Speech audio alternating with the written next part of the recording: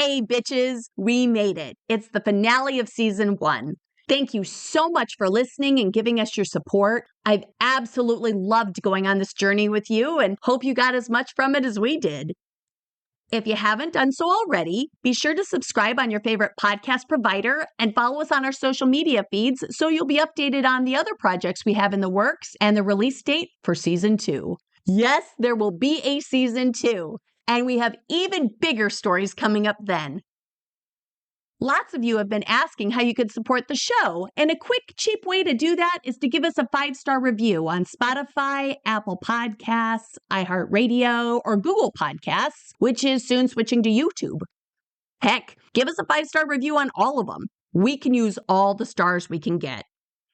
As far as the change from Google to YouTube is concerned, I'm not sure how that's going to work out just yet. That's something that we'll tackle in the next few months. So if you haven't subscribed to our YouTube channel, you'll want to do that too. Believe me, that's a train wreck you won't want to miss. And help us spread the word. Tell your friends about our show and its totally bingeable content. Heck, tell your frenemies too. They won't catch on. If you want to help us even more, be sure to subscribe to our Toil and Trouble Media Patreon page. We have a link at toilandtroublemedia.com. You can find it on Patreon itself. In the next several weeks, we'll be adding more content as well as raw footage and behind-the-scenes peeks. Pretty power's a thing, but it only gets us so far. And finally, one more announcement. We're releasing a new podcast soon, Haunted Hustle, where we explore grifters and criminals who use the supernatural against their victims. It's true crime caught dead-handed, and I'm sure you'll love it. So, without further ado, here's the season 1 finale. Thanks for listening. The following contains situations and circumstances that are relatable to all women, but are still uncomfortable and sometimes quite awful. We don't pull any punches. Listener discretion is advised.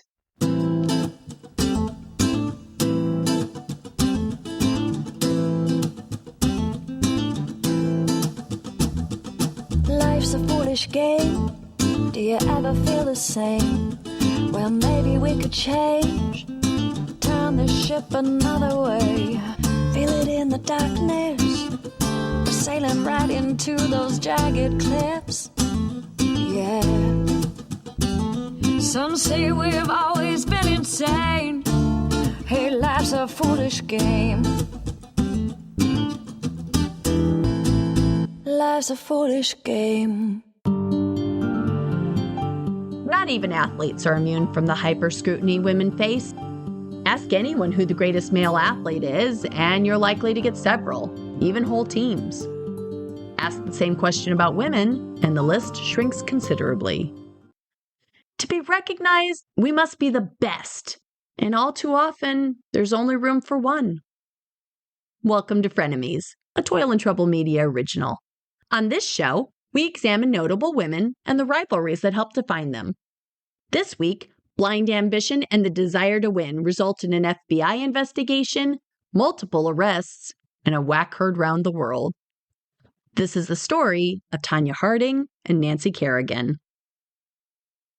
Tonya Maxine Harding was born on November 12, 1970, in Portland, Oregon, to working-class parents Al and LaVonna Harding. The pairing was less than ideal. Al was an alcoholic who floated around from job to job, more interested in being the fun parent than the disciplinarian. LaVonna was a gruff, no-nonsense woman who'd been married 5 times before Tonya was born. When Tonya was 3 years old, her parents took her to a mall where she was fascinated by the skaters at an indoor ice rink. It was all she could think about. Soon after, LaVonna enrolled her in group lessons with a pair of secondhand skates. Little Tonya proved such a natural that her teacher recommended private lessons. Even at a rate of $25 a week, the cost was steep. LaVonna took on extra hours and tables as a waitress in order to pay for them.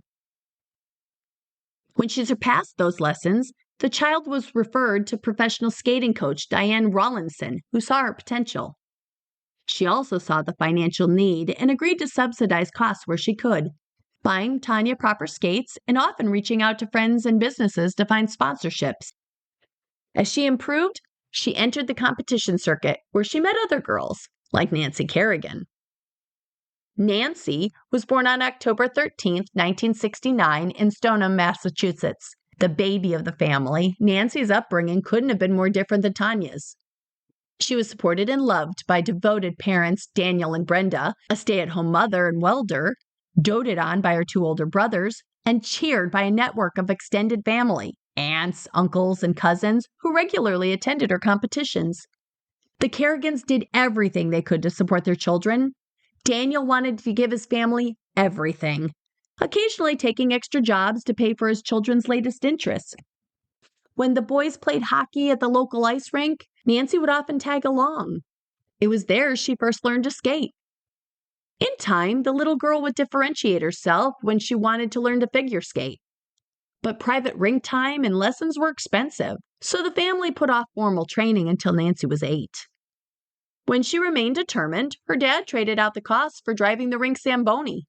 She won her first competition at the Boston Open a year after her first private lesson.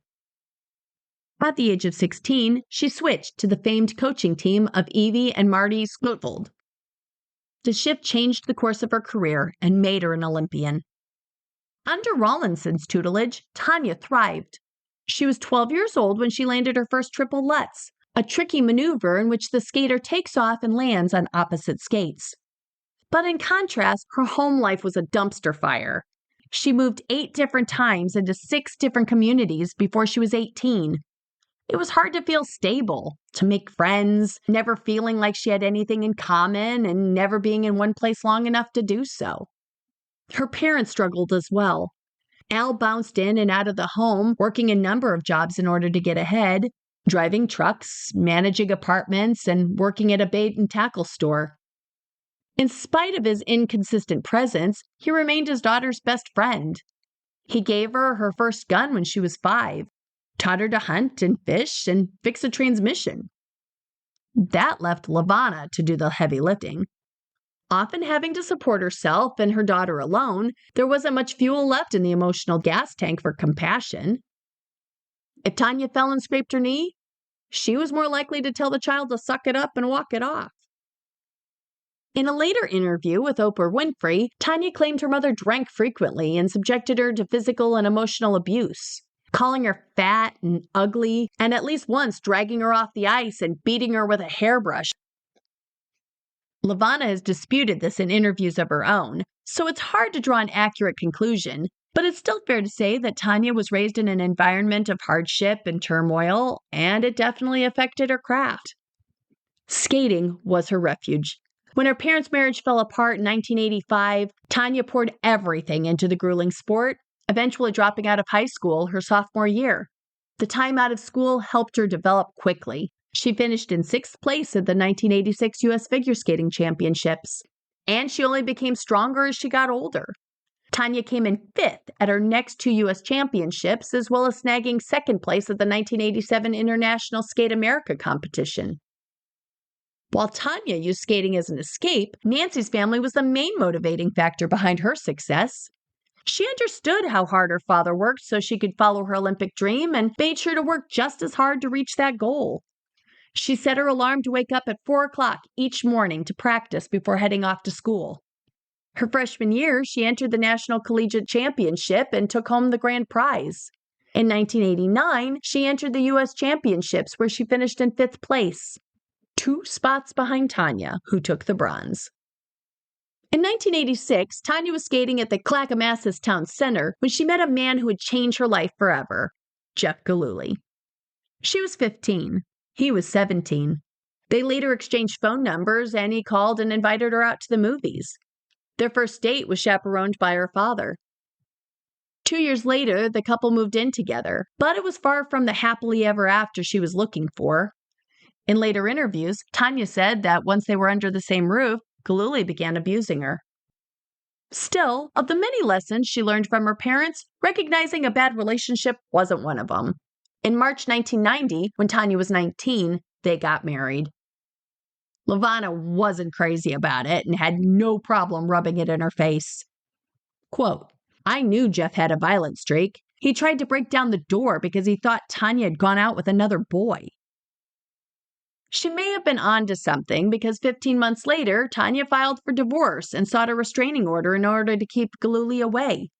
She wrote in her petition, "He wrenched my arm and my wrist, and he pulled my hair and shoved me. I recently found out he bought a shotgun, and I'm scared for my safety." A police report filed the following month quoted Tonya as saying that Gillooly cornered her in a boatyard and threatened, quote, "I think we should break your legs and end your career." But neither her career nor her connection to Gillooly would end so easily. In October, she decided to reconcile and withdrew the divorce, claiming they were still in love and seeking counseling. She said, quote, "I know he's changed. I see it in his eyes, and I believe in him. I don't want to lose him. I really don't." While Tonya was tangling with divorces and submitting and withdrawing protection orders, Nancy was affirming her place as a budding star in the skating world. At the 1991 U.S. Figure Skating Championships, she took home the bronze. She rode the wave of momentum at the World Championship, where she faced off with the greatest skaters in the world. Again, Nancy showed her chops as she finished with another bronze medal.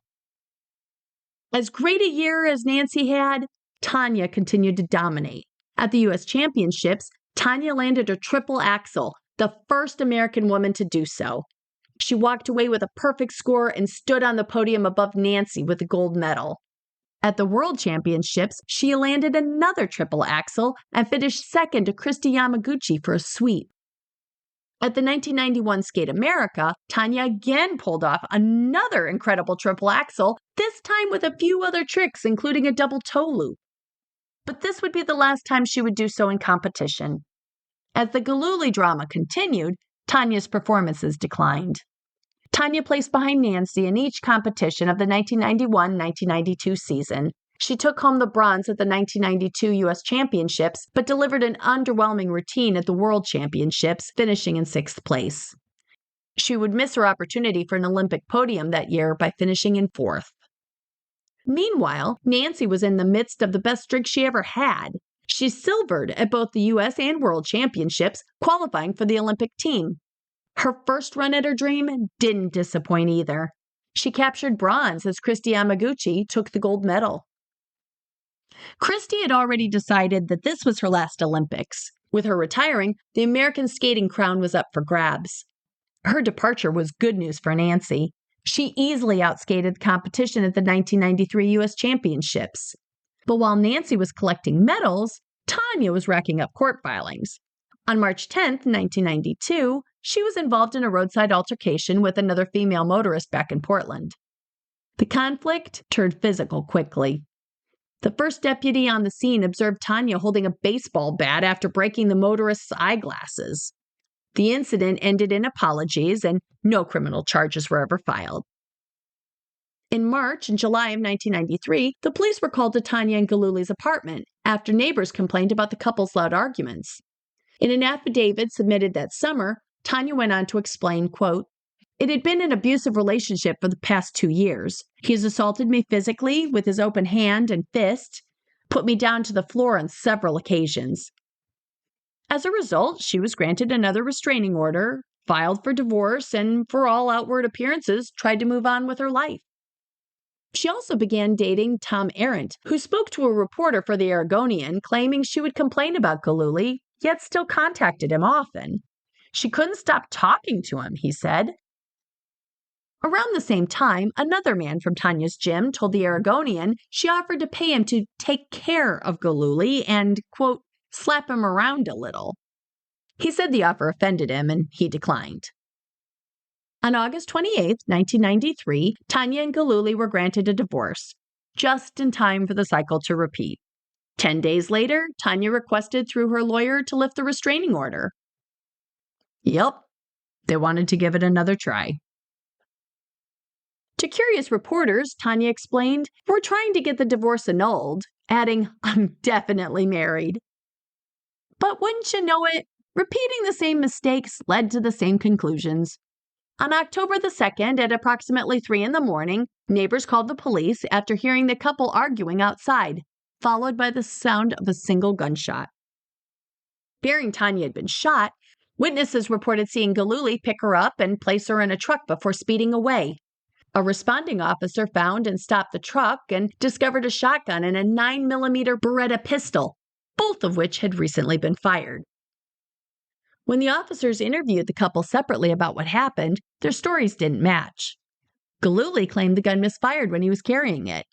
Tonya told the cops she'd fired the gun, but was afraid to come forward over worry about the publicity. After hearing the yarn she spun, Gillooly quickly changed his story.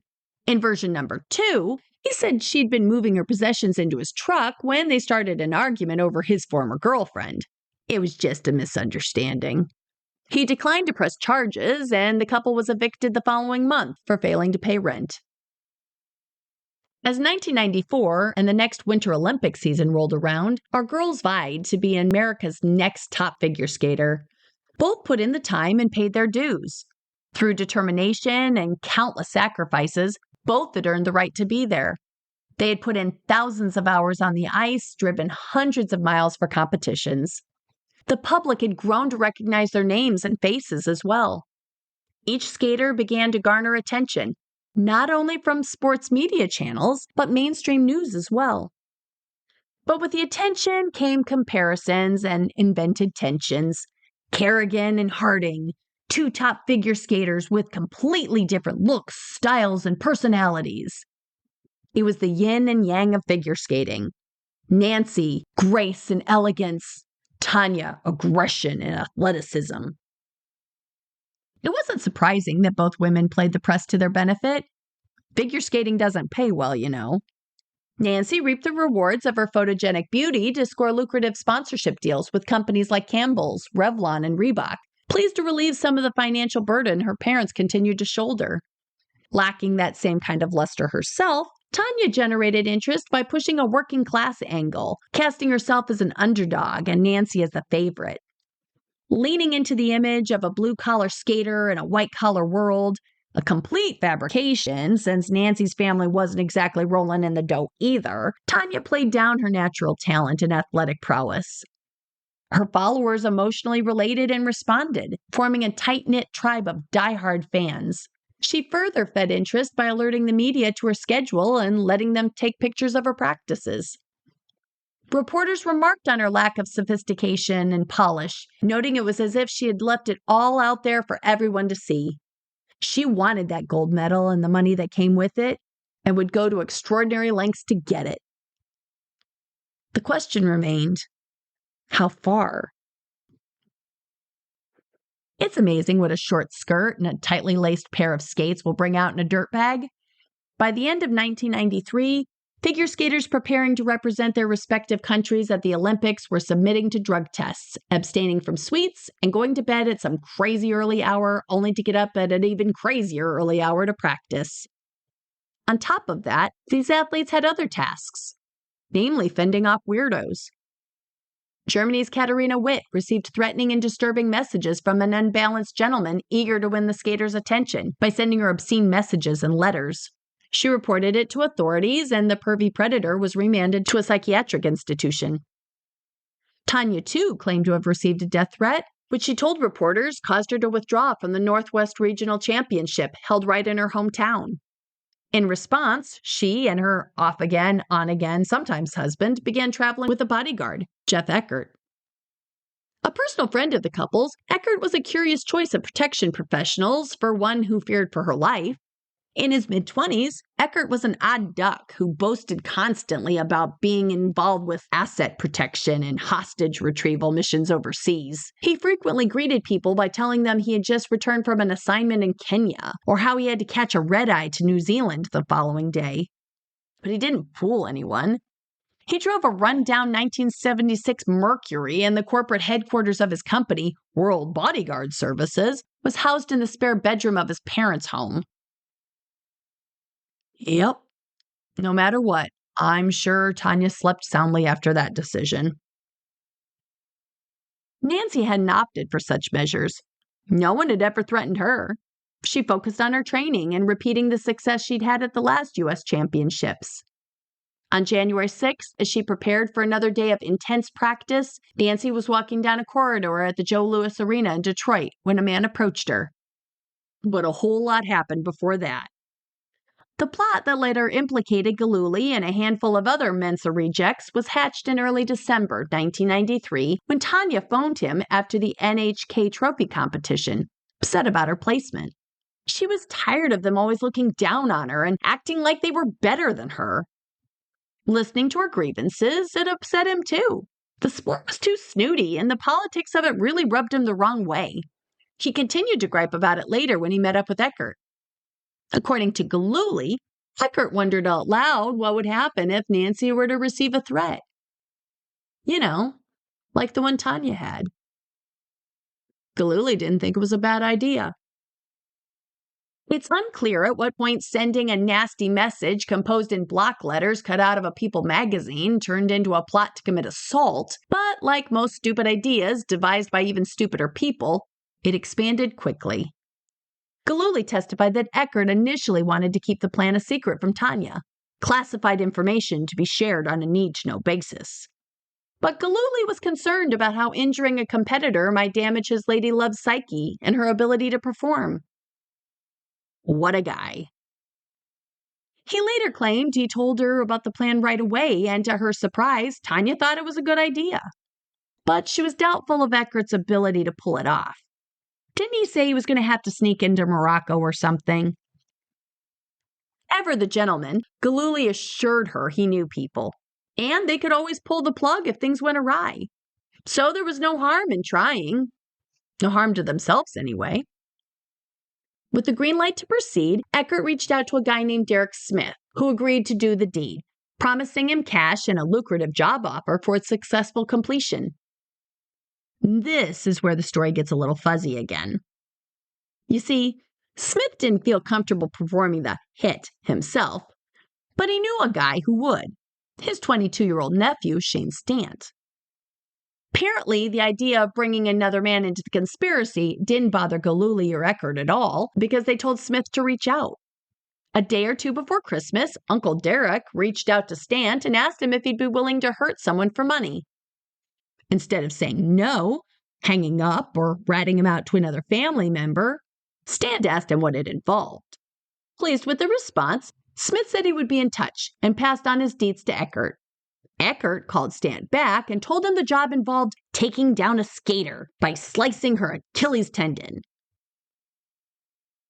Where did that come from? Who knows? There's absolutely no evidence that either Tonya nor Galuli even mentioned cutting or maiming anyone, so I can only think this is one of those thought trains that occupy your mind when you're sitting at an imaginary airport waiting to board a bullshit flight to Liarsville.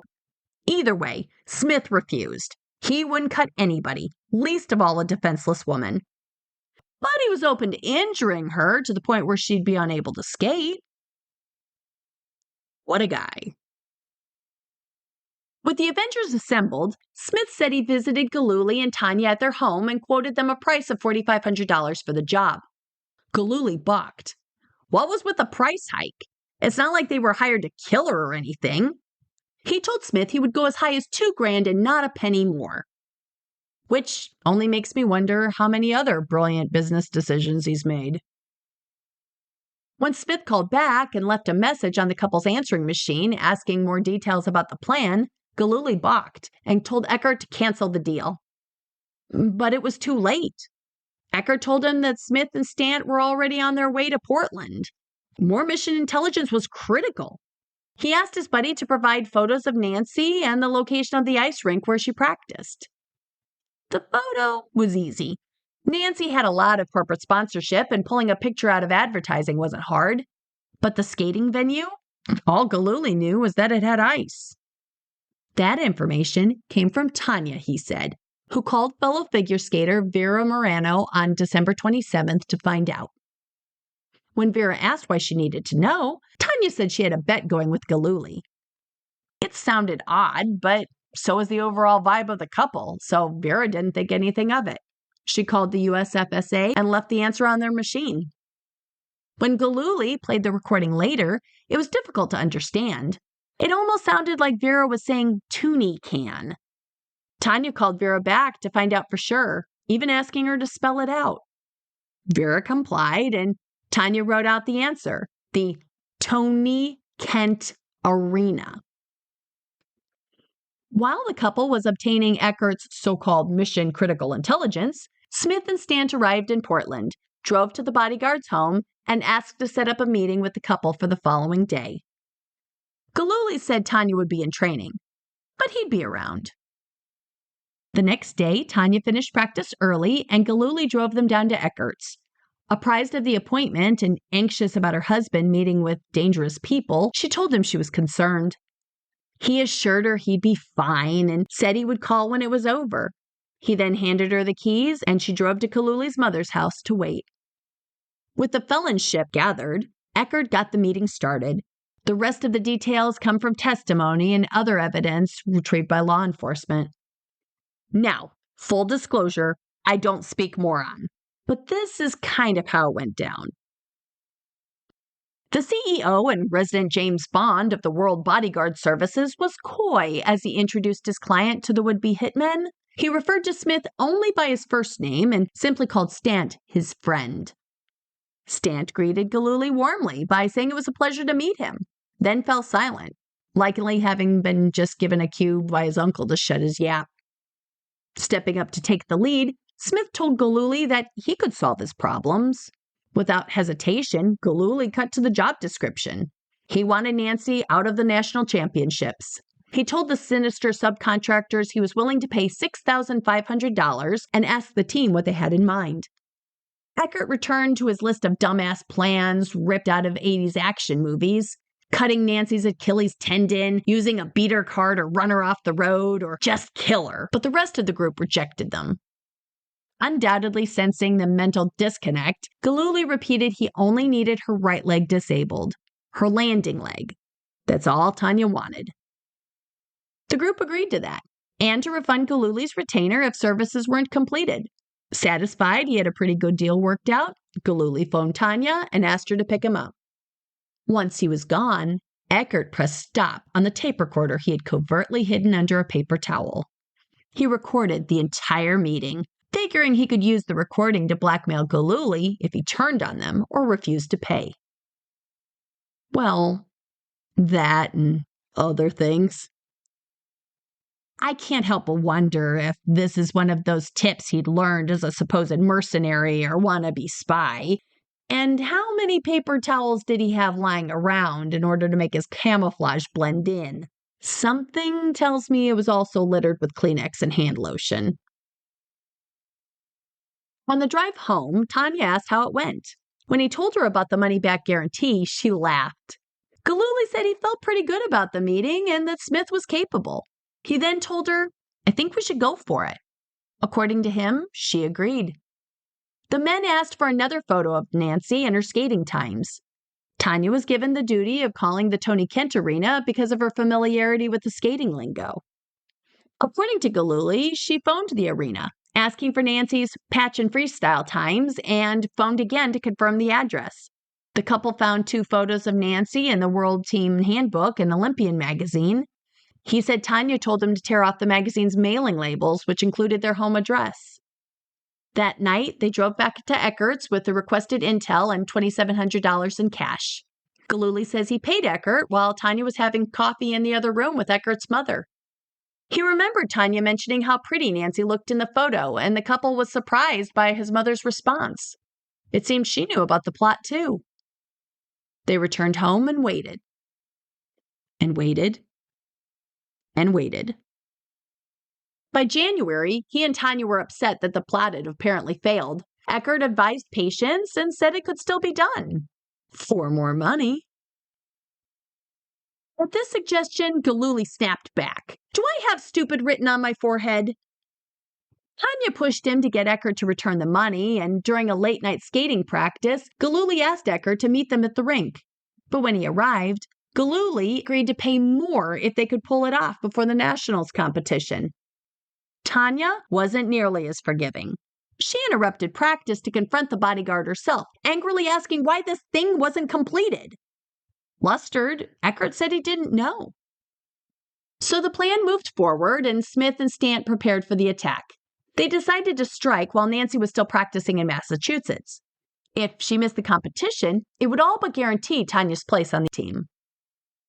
Armed with a photo and bio, Stant flew the next day to Dallas, where he had a 4-hour layover before continuing on to Boston's Logan International Airport, where he checked into the Hilton under his own name. Forgetting his credit card, he wasn't able to rent a car. Desperate for a ride, he called his girlfriend and asked her to mail it.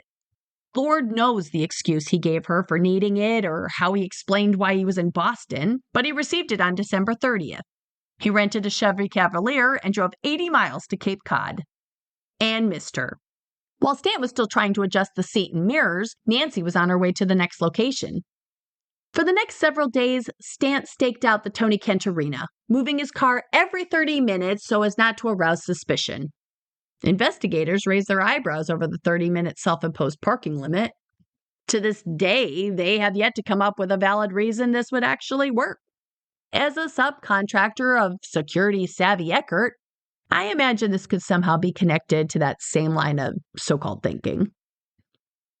As the week stretched on, Stant began getting impatient. He eventually called the arena on January 4th and said he had a daughter that wanted to meet Nancy. The woman who answered the phone told him Nancy had gone to Detroit to skate in the Nationals. So Stant drove back to the Boston airport to return the rental car and jumped on a bus for Detroit. He called his uncle from the road and picked him up the next day from the airport. From there, the pair made their way to the Joe Louis Arena, all the while discussing the best place to launch the attack. The next day was a typical wintry day in Detroit. Stant bundled up, wearing a black leather jacket, brown hiking boots, and black leather gloves. In his pocket, he stuffed a collapsible baton. The pair arrived early at Hobo, sitting on opposite ends of the arena, but in sight of each other. Stant psyched himself up, then gave the signal, standing up and then sitting back down. He was ready. Smith left to get the getaway car. As Nancy walked off the ice, her mind was 1,000 miles away. She felt good. She had a good practice and was confident about her chances. As she walked down the corridor, a man approached. He pulled a small object out of his pocket and snapped the telescopic device downward, extending the weapon. Before she realized what was happening, the man struck her above the right knee. She fell to the ground in pain. The aftermath was caught on film with the skater infamously screaming, "Why? Why?" Stant ran towards the exit he located the day before. It had been unlocked yesterday. Now it was chained shut. Cornered and eager to avoid capture, he forced his way through the plexiglass at the bottom of the door, crawled through and made his escape. As he ran away, he heard someone yell, "Somebody stop him!" He found Smith, threw away the baton, and they drove away. Ignoring every impulse to run down the assailant and beat him to a pulp, Nancy's father rushed to her side and carried her into a changing room. Dr. Stephen Plomeritis was called to examine her. Thankfully, the attack didn't break her leg, but he later told the New York Times the attacker was clearly trying to debilitate her. Her knee was severely bruised and her quadriceps tendon swollen. As Nancy struggled to limp on the injury, attention turned to the 800-pound gorilla in the room. Could she skate? Medically speaking, Dr. Plomeritis didn't think the 2.5-minute routine would cause any further damage. She was in peak physical shape, and the chances of her breaking a bone or tearing a joint were remote. But the pain would be excruciating. Did she really want to go through that? After consulting with her parents, trainers, and coaches, she decided to focus on her health and withdrew. The next day, Tonya went on to skate her way to first place. We'll pick up the story next week, so stay tuned. This has been Frenemies. Thanks for listening.